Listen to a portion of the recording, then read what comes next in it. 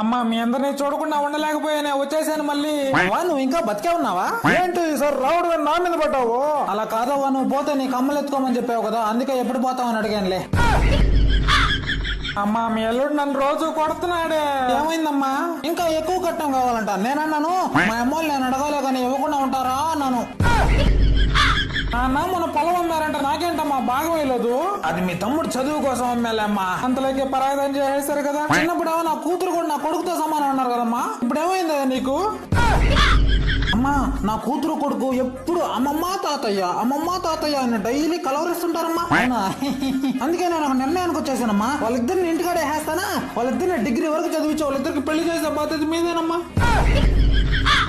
అరే మీ అందరిని వదిలి వెళ్ళాలంటే నాకు అదోలా ఉందిరా. ఏంటక్క ఇంకో 4 సంచులు ఎత్తుకోబాకపోయినావా? అరే నువ్వు ప్రతిసారి ఎక్కువ మాట్లాడుతున్నావు, ఈసారి ఈ విమానం అయిపోద్ది. అరే తమ్ముడు మొన్న తీసుకోపోయాను కదా షర్టు భలే నచ్చిందిరా మీ బావకి.